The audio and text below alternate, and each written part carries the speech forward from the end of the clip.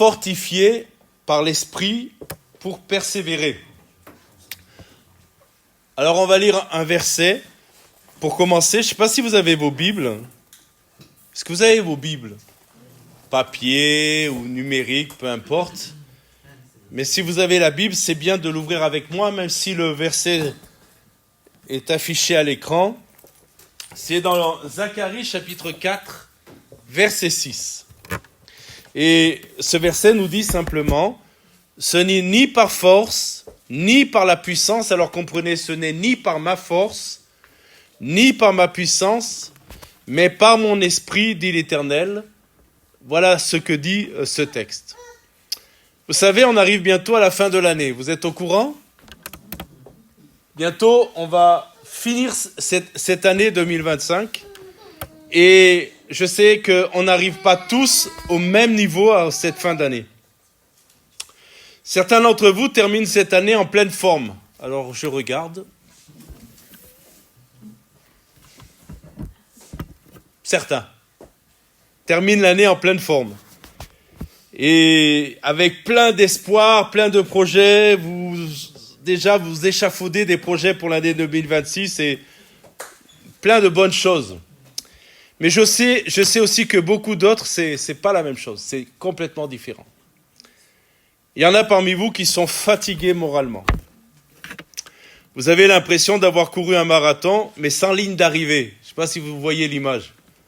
Vous courez, puis vous dites, mais je vois jamais le bout. Je vois jamais l'arrivée, c'est toujours la lutte, toujours le combat, toujours la course. Pour d'autres, vous êtes épuisés en cette fin d'année par les études, le travail, la pression, les attentes de votre entourage, les parents, voilà. Et pour d'autres encore, vous êtes découragés dans votre foi. Vous vous demandez si ça sert vraiment à quelque chose de continuer à marcher avec le Seigneur.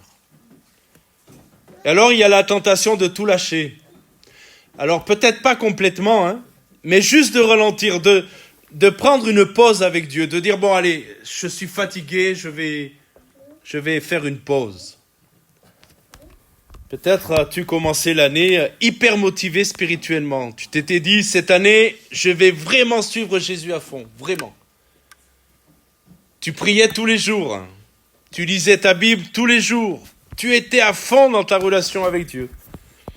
Et aujourd'hui, tu te retrouves en train de dire, j'essaie vraiment de faire tout ça, mais j'y arrive pas. J'y arrive plus. Je suis fatigué. Si c'est ton cas, si dans ce que je viens de décrire, tu te reconnais, dans ce que je viens de dire, j'ai une excellente nouvelle pour toi. Écoute bien. Dieu ne te demande pas d'être plus fort, il te propose une source de force complètement différente. Écoute bien ça.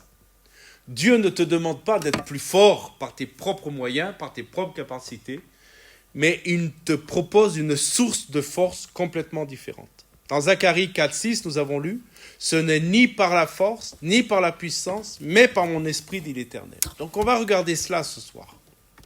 La première leçon que nous devons apprendre et que tu dois apprendre, c'est que tu ne peux pas tenir tout seul. Tu ne peux pas y arriver tout seul. On vit une génération où on nous bombarde de messages et partout autour de nous, on nous répète « faut être fort ». Allez, sois fort. Montre pas ta faiblesse. Il ne faut pas montrer sa faiblesse. Dans le monde des étudiants, dans le monde du travail, il ne faut pas montrer ses faiblesses. Débrouille-toi, tu vas y arriver. Prouve que tu peux y arriver. Si tu veux vraiment quelque chose, tu peux l'obtenir.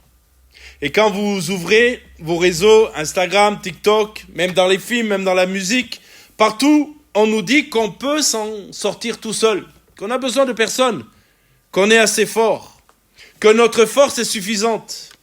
Et on nous invite à tout gérer seul. Et le pire, écoutez bien, c'est que même dans la foi, certains d'entre nous ont adopté ce mensonge. Si je tombe dans le péché, c'est que je manque de foi. Si je suis fatigué spirituellement, c'est que je suis un mauvais chrétien. Si je doute, eh bien c'est que je ne suis pas assez fort. Tout cela, eh bien ce sont des mensonges du diable. Dieu ne nous a jamais demandé de porter notre foi tout seul. Jamais. Jamais le Seigneur nous a dit que nous devrions nous en sortir tout seuls. La vie chrétienne, ce n'est pas essayer plus fort de ne pas pécher. Écoutez bien ça. Essayer tout seul, par nos propres moyens, par nos propres capacités de ne pas pécher. La vie chrétienne, ce n'est pas ça. La vie chrétienne, c'est pas prier en serrant les dents, en espérant que ça va marcher. Lutter par notre seule volonté contre les tentations, c'est pas ce que dit le Seigneur. Faire semblant que tout va bien, alors que tout s'effondre à l'intérieur de nous. C'est apprendre, la vie chrétienne, écoutez bien le secret, et j'aimerais vous le communiquer ce soir. C'est apprendre à dépendre totalement du Saint-Esprit. Ça, c'est la grande leçon. Quand Dieu dit dans Zacharie 4,6, ce n'est pas par ta force, il est littéralement en train de dire, arrête d'essayer de faire le spirituel sans moi. Arrête d'essayer de faire le fort sans moi. Le problème, ce n'est pas que tu manques de force. Écoute bien ça. Le problème, ce n'est pas que tu manques de force. Le problème, c'est que tu essaies d'utiliser la mauvaise source de force. Le problème, c'est que tu essayes de t'appuyer sur tes propres capacités, sur tes propres volontés.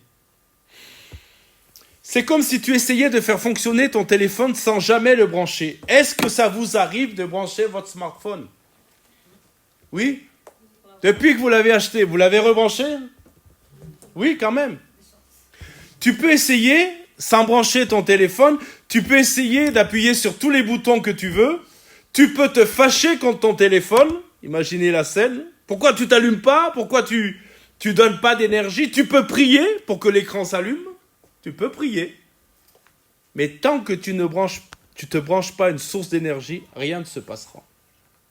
Et vous voyez, il y a beaucoup de chrétiens, peut-être beaucoup de jeunes qui essayent de mener leur vie chrétienne comme ça, sans aller se brancher à la source. C'est exactement ce qui se passe dans ta vie spirituelle quand tu essaies de vivre ta foi par tes propres sources. Tu peux prier, tu peux crier, tu peux faire ce que tu veux, mais à un moment donné, il faut aller te connecter au Saint-Esprit.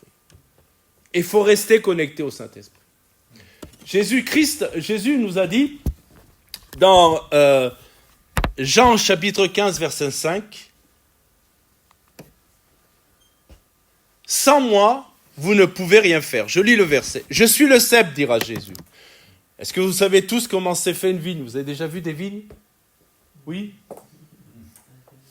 Alors une vigne, il y a un cep, il y a les sarments, et les sarments portent du fruit. Je suis le cep, dit Jésus. Vous êtes les sarments. Le Seigneur dit, celui qui demeure en moi et en qui je demeure porte beaucoup de fruits. Et c'est là qu'il ajoute, car sans moi, vous ne pouvez rien faire. Rien faire, rien. Pas même un peu. Pas même difficilement. Je vais essayer de faire quelque chose par moi-même, de produire quelque chose par moi-même. Rien, Jésus a dit rien. Alors ce soir, j'ai besoin que tu comprennes quelque chose. Ta fatigue spirituelle n'est peut-être pas un signe de faiblesse. C'est peut-être le signe que tu as essayé de vivre ton foi en mode autonome, sans brancher ta vie sur la puissance du Saint-Esprit. La réalité de ta faiblesse, ce n'est pas simplement le fait que tu es faible, mais c'est que tu ne t'es pas branché sur la bonne source. Je voudrais dire un deuxième point important. Être fatigué, c'est pas abandonner. Et être fatigué, c'est pas un péché. Il y a une culpabilité qu'on doit enlever ce soir, parce que je sais que beaucoup d'entre vous la portent. Être fatigué spirituellement, c'est pas un péché. Je répète, parce que je veux que ça rentre. Être fatigué, ce n'est pas un péché. Dans la Bible, même les plus grands hommes et femmes de Dieu ont connu la fatigue, le découragement et, écoutez bien, même le désespoir. On a déjà parlé du prophète Élie. Je ne sais pas si vous vous souvenez de ce prophète extraordinaire. Cet homme-là a confronté 450 prophètes de Baal. Et vous savez qu'il a lancé le défi du feu. Et Dieu a manifesté sa gloire de manière spectaculaire. C'est à sa prière que le feu est tombé sur le sacrifice qu'il avait offert à Dieu. Les 450 prophètes de Baal ont tout essayé, mais le feu n'est jamais venu. Et même, il a éliminé les 450 prophètes. Et puis, vous tournez quelques pages de votre Bible, vous arrivez dans 1 Roi 19. Et là, vous le retrouvez complètement effondré, sous un arbre, et en train de dire à Dieu, maintenant ça suffit. Soyons honnêtes, ne nous est-il jamais arrivé de dire à Dieu, maintenant ça suffit. Je suis fatigué. Je ne comprends pas ce qui se passe. J'ai voulu te servir, j'ai voulu être fidèle, j'ai voulu marcher avec toi et je suis fatigué. Et cet homme de Dieu va dire, prends mon âme, car je ne suis pas meilleur que mes pères. En gros, je le dis comme ça, mais vous l'avez peut-être compris, en gros, il veut mourir. Il veut mourir. Et vous savez ce que Dieu fait? Vous lirez ce texte, 1 Roi 19, c'est extraordinaire. La tendresse de Dieu. Savez-vous que Dieu est un Dieu plein d'amour et plein de tendresse? La tendresse de Dieu. Le serviteur de Dieu n'en peut plus, le prophète n'en peut plus. Et Dieu ne le reprend pas. Dieu ne lui dit pas, Élie, ressaisis-toi. Allez, ressaisis-toi. Ou, Élie, où en es-tu avec ta foi, avec ce que tu viens de vivre? Tu as vu ma gloire, tu as vu ce qui s'est passé. Lorsque tu as prié, le feu est descendu. Aujourd'hui, tu es dans cet état et Dieu ne lui fait aucun reproche. Aucun reproche. Il ne le reprend pas. Mais il va lui envoyer un ange. Et il lui dit, lève-toi et mange. Puis Dieu lui dit, repose-toi. Il lui dit, remange encore. Il lui dit, repose-toi, 2 fois.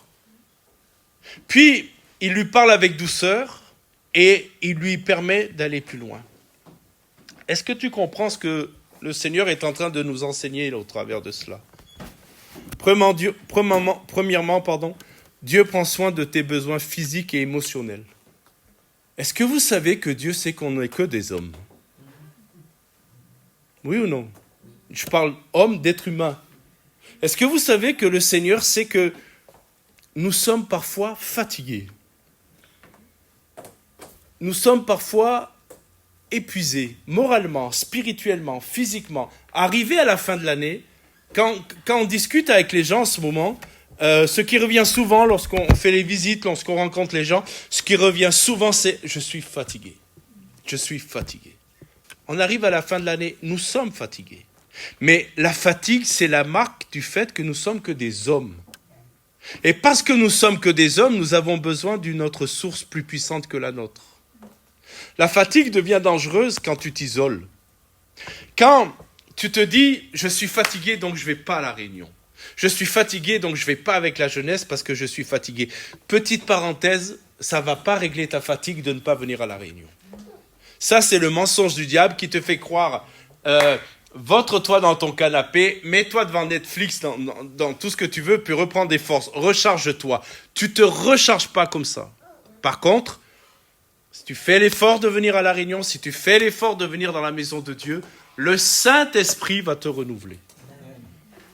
Si vous saviez, on est plusieurs à pouvoir en témoigner, le nombre de fois on est venu à l'église, on était fatigué, on ne s'est pas écouté, on est venu, pas parce qu'on nous a obligés, pas par force, mais parce qu'on savait que c'était là que Dieu nous visiterait et Dieu nous a visités. Le nombre de fois où, ayant le dos tourné, personne ne l'a vu, où j'étais tellement fatigué, où je bâillais, et là, pendant que le frère fait chanter, tu te dis, mais comment tu vas prêcher, tu n'arrêtes pas de bâiller. Puis dès que tu te mets à porter la parole de Dieu, il y a une force qui vient. Il y a une énergie qui vient. À tel point que tu as même de l'énergie pour toute la soirée.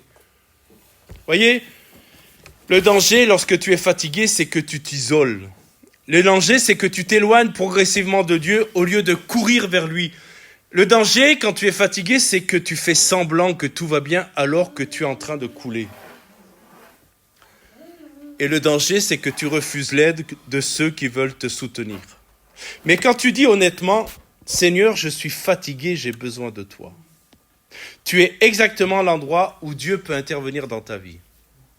Ésaïe 40, je ne sais pas si vous avez vos Bibles, mais je crois que je ne l'ai pas mis le verset. Si vous avez vos Bibles, regardez dans Ésaïe 40, versets 29 à 31. Texte très intéressant.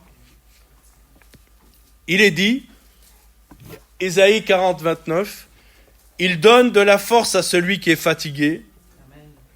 Il augmente la vigueur de celui qui tombe en défaillance. » Regardez bien. Les adolescents se fatiguent et s'épuisent. Les jeunes hommes chancellent. Mais ceux qui se confient en l'Éternel renouvellent leur force. Ils prennent le vol comme les aigles, ils courent et ne se lassent point, ils marchent et ne se fatiguent point. Tu as remarqué ce que le passage ne dit pas? Le passage ne dit pas ceux qui forcent leur situation, ceux qui forcent renouvellent leur force. Il dit ceux qui se confient en l'Éternel renouvellent leur force. Vous savez pourquoi parfois on est fatigué, on n'arrive plus à avancer? C'est parce qu'on ne se confie pas assez dans le Seigneur. Il y a une énorme différence entre forcer et faire confiance. Forcer, c'est essayer par soi-même. Faire confiance, c'est s'appuyer sur Dieu. Dans une église où nous servions le Seigneur, c'était à Clermont-Ferrand, il y avait une vieille mamie malgache. Une vieille mamie qui avait de l'âge et qui était haute comme ça par rapport à moi.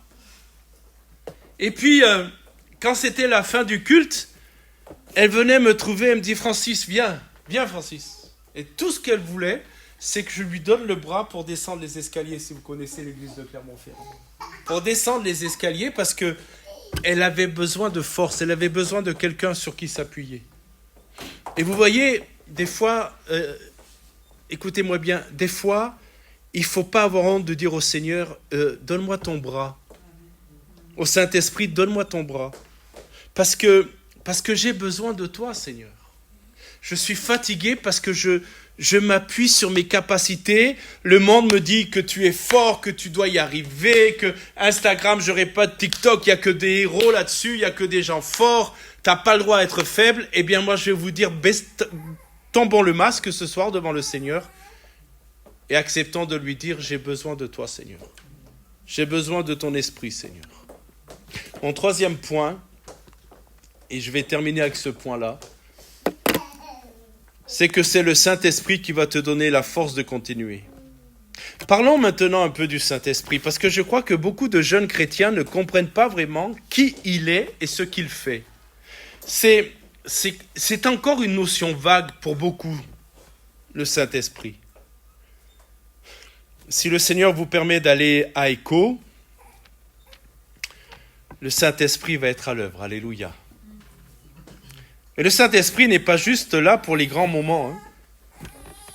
Le Saint-Esprit n'est pas là simplement pour les grands moments de louange où on est 5000 jeunes, 6000 jeunes et puis on est dans la présence de Dieu, on sent la présence du Saint-Esprit. Tu sais, le Saint-Esprit n'est pas là simplement quand tu te sens super spirituel ou quand tout va bien. Écoute bien, le Saint-Esprit, il est là et peut-être surtout là quand tu n'as plus envie de prier. Quand tu es tenté de tout lâcher. Quand tu te sens complètement seul dans ta foi. Vous savez que le Saint-Esprit, un des noms du Saint-Esprit, c'est soit l'avocat, le paraclète, soit le consolateur. Littéralement, celui qui se tient à côté d'eux. Et si vous pouviez comprendre ce soir que le Saint-Esprit, c'est celui qui se tient à côté de toi. Quand tu as l'impression que personne ne te comprend, lui, il te comprend. Tu m'entends? Quand tu es découragé et que tu ne vois pas le bout du tunnel, et comme je disais en introduction, tu fais un marathon, mais tu ne vois jamais la ligne d'arrivée. Tu dis, je ne vais pas la passer. Elle est où cette ligne d'arrivée? En gros, c'est quand que ça va finir? C'est quand que je vais arriver au bout de mes problèmes? C'est quand que je vais arriver au bout de mes tensions? C'est quand? Le Saint-Esprit est là, il te porte. Dans Romains chapitre 6, verset 26, nous lisons, de même aussi l'Esprit nous aide pas dans notre force, dans notre faiblesse. Car nous ne savons pas ce qu'il convient de demander dans nos prières, mais l'Esprit lui-même intercède par des soupirs inexprimables. Tu as compris ce que dit le texte? L'Esprit nous aide dans notre faiblesse. Pas seulement quand tout va bien.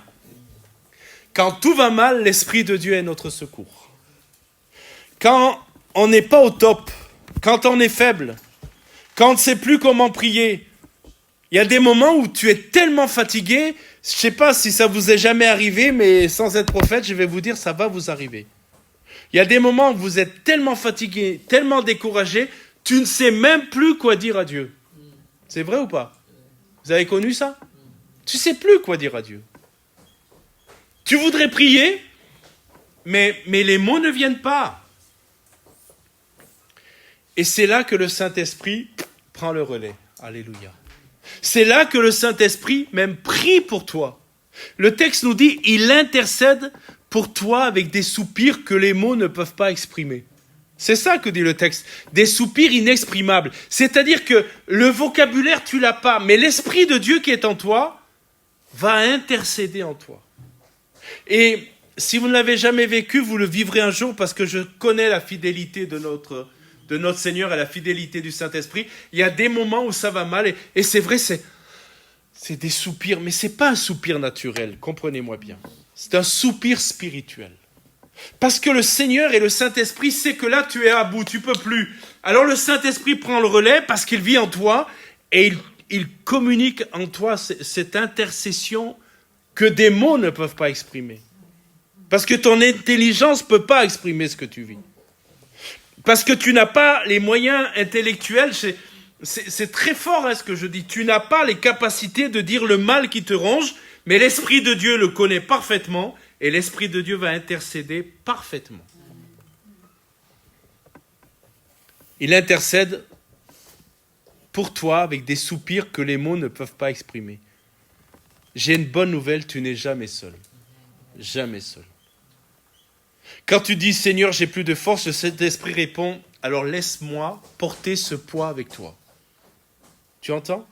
Laisse-moi porter ce poids avec toi. La persévérance chrétienne, c'est pas être parfait. Est-ce qu'il y a quelqu'un de parfait ce soir? Levez la main pour que vous perdiez votre perfection à l'instant où vous leverez la main. La persévérance chrétienne, c'est pas être parfait. C'est pas jamais tomber. Une petite fille qui marche tout à l'heure, qui court. Des fois, elle doit tomber, cette petite fille. C'est normal, elle apprend à marcher. Bon, si à 50 ans, elle continue à tomber, il faudra s'inquiéter. Et vous êtes jeune. Vous débutez, peut-être vous êtes converti depuis des années, mais quand même, vous êtes jeune. Et puis le combat, il est dur, et puis les tentations sont là. Écoutez, je vais vous dire quelque chose, je veux que vous reteniez ça. Écoutez. On a le droit, ou dans le sens qu'on n'est pas infaillible, on a le droit de tomber. Dans le sens qu'on n'est pas infaillible. Mais on n'a pas le droit de ne pas se relever. Vous entendez? On n'est pas infaillible. S'il y a quelqu'un ici qui dit qu'un jour il n'a jamais péché, c'est parfait depuis toujours, depuis qu'il a rencontré le Seigneur, c'est un menteur.